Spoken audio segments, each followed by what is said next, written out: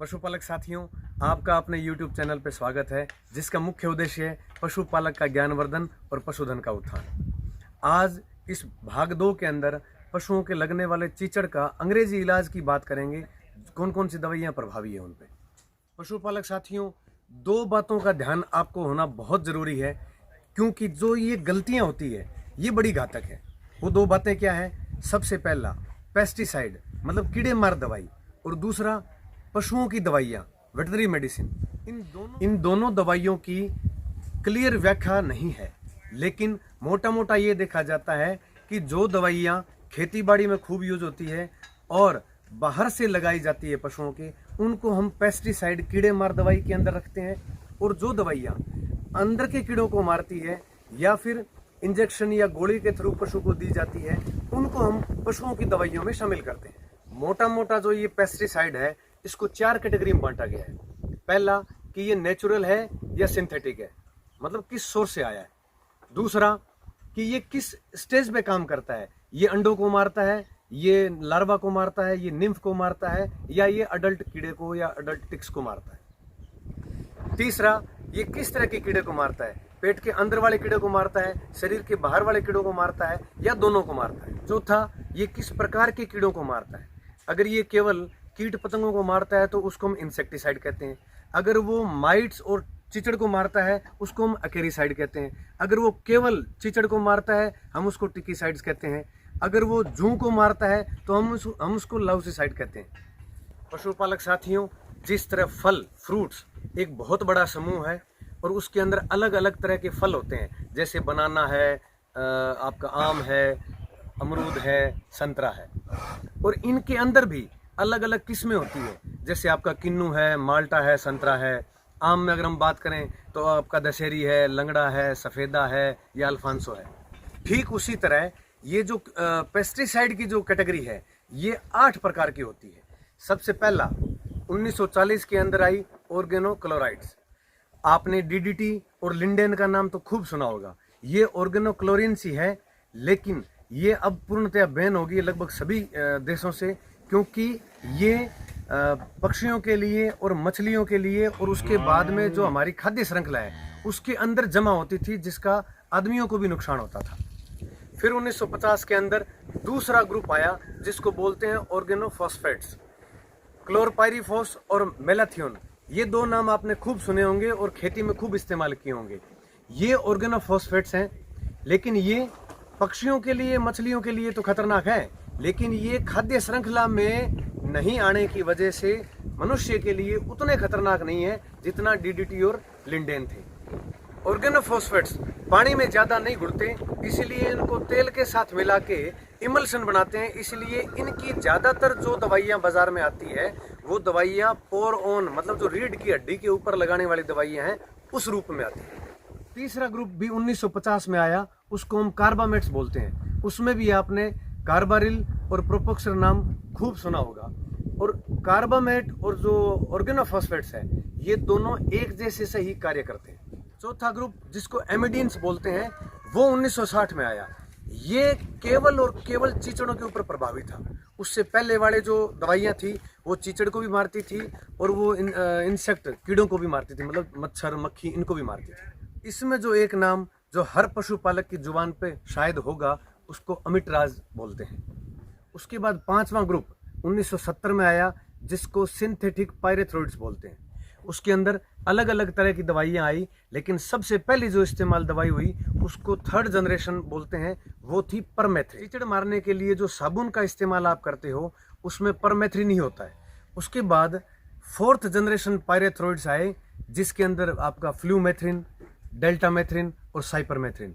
Cypermethrin ने तो धूम मचा दी, और इसके सबसे ज़्यादा इस्तेमाल होने के पीछे 4 मोटे मोटे कारण हैं। पहला, ये आदमियों को कम नुकसान पहुंचाता है। दूसरा, ये चमड़ी से अवशोषित धीरे धीरे होता है। तीसरा, अगर पशु दूसरे पशु को चाट के उसको खा लें तो शरीर से मेटाबोलाइज भी जल्दी हो जाता है। और चौथा, वातावरण के अंदर भी ये सूर्य की जो अल्ट्रावायलेट जो पराबैंगनी किरणें हैं उनसे जल्दी ही नष्ट हो जाता है। 1970 के अंदर ही 6ठा ग्रुप आया, जिसको बेंजाइल यूरिया बोलते हैं। उसके अंदर फ्लाजुरोन नाम का एक दवाई जो है वो क्या करती है कि चीचड़ के अंदर जो उसकी चमड़ी है उसको मजबूत करने के लिए काइटिन नाम का एक सब्सटेंस बनाती है, उसको ये दवाइयाँ रोक देती है और इस तरह से करके ये चीचड़ को मारती है।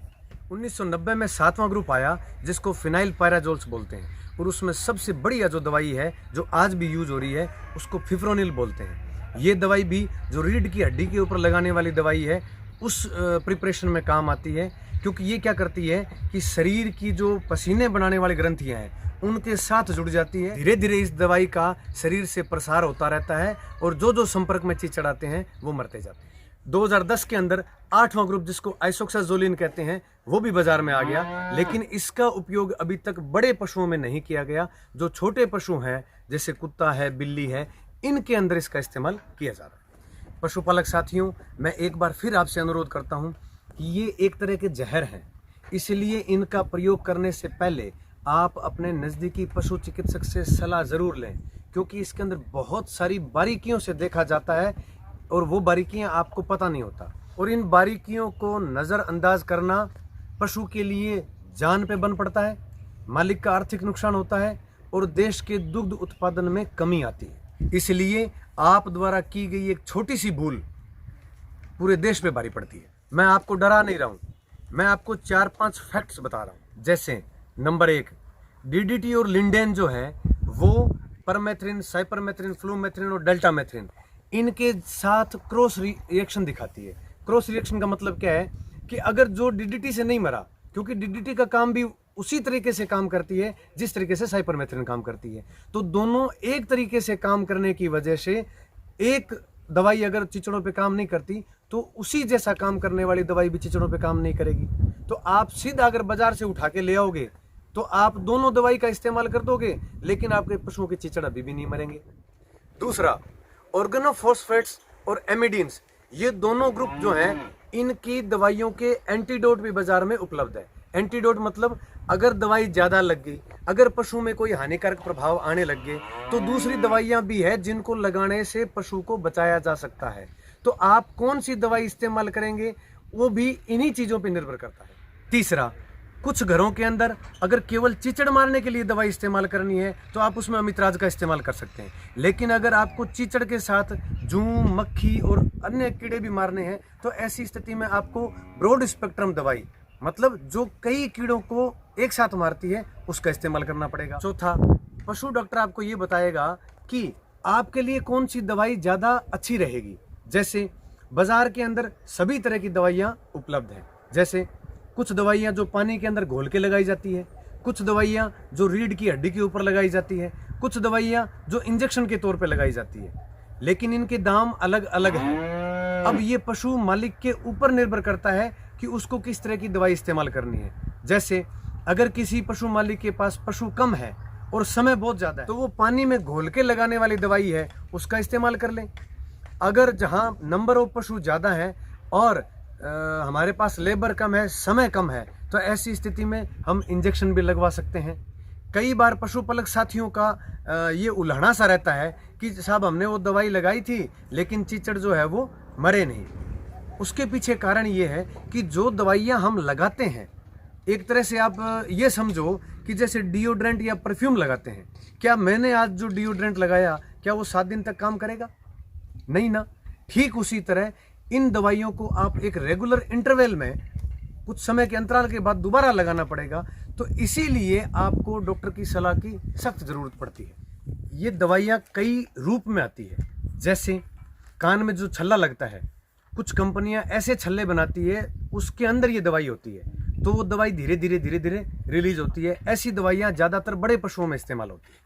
दूसरा, जो गले में डालने वाला पट्टा होता है वो, लेकिन ये ज़्यादातर कुत्तों और बिल्लियों में इस्तेमाल होता है। जैसे हमारी माताएं बहनें आईलाइनर का इस्तेमाल आंखों में काजल निकालने के लिए करती है, ठीक उसी तरह पशुओं की जो बैक है, पीठ है, उसको बैक लाइनर बोलते हैं। वो दवाई उनकी जो मतलब जो सर का पोल है वहाँ से लेके और पूंछ तक रीढ़ की हड्डी के ऊपर लगाई जाती है। रीढ़ की हड्डी पे जो लगाने वाली दवाई जिसको हम पोरोन प्रिपरेशन बोलते हैं, वो ज़्यादातर उन पशुओं में इस्तेमाल की जाती है जो पशु अग्रेसिव मतलब आक्रामक होते हैं। तो ऐसी स्थिति में मालिक खुद ही जो है वो अपने पशु को दवाई लगा सकता है।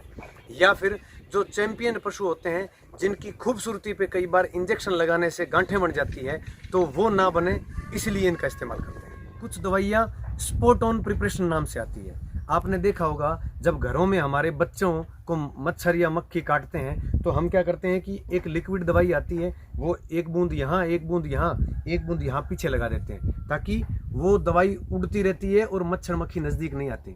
ठीक उसी तरह ये भी पशुओं के आगे पीछे दोनों साइड स्पॉट पे लगा दिए जाते हैं और वो दवाई उड़ती रहती है और इन मच्छर मक्खियों और चिचड़ों को दूर भगाती है। एक तरीका है डिपिंग का। डिपिंग मतलब जो भेड़ और बकरियां हैं उनके अंदर क्या करते हैं, इस दवाई को एक डिपिंग टैंक, पानी के टैंक में या किसी में घोल लेते हैं और उनको उसी में से डुबो के निकाल देते हैं। उसके अलावा स्प्रेइंग मतलब हम इनके ऊपर जो हमारे खेती बाड़ी में इस्तेमाल होने वाले जो स्प्रे के जो पंप है उनके अंदर हम ये दवाई डाल के और पशुओं के ऊपर जहाँ जहाँ चीचड़ लगे हुए हैं वहाँ इनके ऊपर हम स्प्रे कर देते हैं। उसके अलावा ये दवाइयाँ शैम्पू, साबुन, क्रीम, पाउडर और डिओड्रेंट इनमें भी उपलब्ध है, लेकिन ये ज़्यादातर जो हमारे कुत्ते और बिल्ली हैं उनमें इस्तेमाल की जाती है। जो ये प्रकार बताए हैं मैंने, ये सभी प्रकार तो है बाहर से लगाने वाले। जो अंदर मतलब पशु को गोली के रूप में या इंजेक्शन के रूप में भी इस तरह की दवाइयाँ दी जाती है। 1980 के अंदर एक दवाई आई जिसको आइवरमेक्टिन बोलते हैं, इसको वंडर ड्रग भी बोलते हैं और ये सबसे ज़्यादा बिकने वाली दवाई है वर्ल्ड की। इसका एक कारण ये भी है कि आप जैसा रूप सोच सकते हो उस रूप में ये दवाई है। जैसे ये दवाई गोली में है, ये दवाई पेस्ट में है, ये दवाई इंजेक्शन में है, ये दवाई पाउडर में है, हर प्रकार में ये दवाई है। पशुपालक साथियों, इन दवाइयों का नपातुला इस्तेमाल ही हमारे सबके हित में है, पशु के हित में, हमारे हित में और पर्यावरण के हित में। अगर इन दवाइयों का अंडर डोजिंग अगर कम इस्तेमाल हुआ तो जो चीचड़ हैं या जो कीट पतंगे हैं उनमें इनके प्रति प्रतिरोधक क्षमता डेवलप हो जाएगी। अगर इन दवाइयों का ज्यादा प्रयोग हुआ मतलब इनकी जितनी मात्रा की जरूरत है उससे ज्यादा का इस्तेमाल किया तो पशु का नुकसान होगा और जो आदमी इन पशुओं की ये दवाइयाँ लगा रहा है उसको भी ये दिक्कत हो सकती है। चीचड़ या जो कीट पतंगे हैं उनमें प्रतिरोधक क्षमता डेवलप होना या पशुओं के ऊपर जहरीले प्रभाव जो आते हैं उनके 6 मोटे मोटे कारण होते हैं। पहला, जो लगाने वाली दवाई है अगर उसका डाइल्यूशन हमने उसको पानी में मिलाने का जो तरीका है अगर वो प्रॉपर नहीं किया तो। नंबर 2, पशुओं का जो वजन है, क्योंकि ये दवाई वजन के हिसाब से लगती है, अगर हमने उसका वजन कैलकुलेट सही नहीं किया तो। नंबर 3, मतलब जो डोज है जो इंजेक्शन के रूप में लगती है या जो गोली के रूप में दी जाती है, अगर वो डोज जो है वो प्रॉपर नहीं है तो इस तरह की दिक्कत आ सकती है।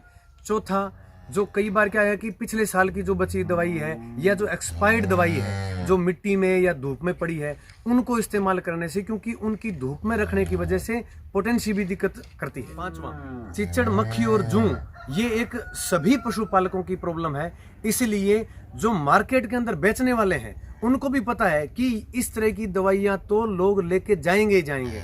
ऐसी स्थिति में कुछ ऐसी कंपनी आ जाती है जिनकी दवाइयाँ सब स्टैंडर्ड होती है, इसीलिए आपको अपने पशु चिकित्सक से सलाह लेके ही अपनी दवाइयाँ पशुओं के लिए खरीदें। 6, कुछ पशुपालक भाई क्या करते हैं कि जो दवाइयाँ खेती में कीड़े मारने के लिए यूज होती है उनका इस्तेमाल करते हैं। ऐसा उपयोग हरगिज ना करें, क्योंकि उन दवाइयों की मारक क्षमता जो है वो बहुत ज़्यादा होती है और पशुओं के लिए वो सीधी उपयोग में नहीं आती। हर दवाई में 2 घटक होते हैं, एक मुख्य घटक एक्टिव इंग्रेडिएंट्स जो काम करता है, दूसरा जो उस दवाई की फॉर्म को बनाए रखता है उसको हम एक्सिपिएंट बोलते हैं। देसी भाषा में मैं बोलूं तो जैसे मैंगो शेक है, बनाना शेक है, पपीता शेक है, इसके अंदर क्या है, आम, केला और पपीता ये अलग है, मतलब एक्टिव इंग्रेडिएंट है, और बाकी जो चीज़ें हैं जो तीनों में कॉमन है उसको हम एक्सिपिएंट कह सकते हैं। इन दोनों घटकों की मात्रा और इनके बनाने का जो तरीका है वो अलग अलग होता है, इसीलिए आप हमेशा अच्छी कंपनी की दवाइयाँ ही खरीदें। अगले वीडियो यानी भाग 3 में हम पशुओं के चीचड़ और कीट पतंगों को मारने के प्राकृतिक तरीकों पे बात करेंगे। अगर आपको ये जानकारी अच्छी लगी है तो नीचे लाल रंग के सब्सक्राइबर बटन को दबाते हुए साथ में घंटी के बटन को दबा दें ताकि आपको आने वाली वीडियो सबसे पहले सीधी आपके पास पहुंचे।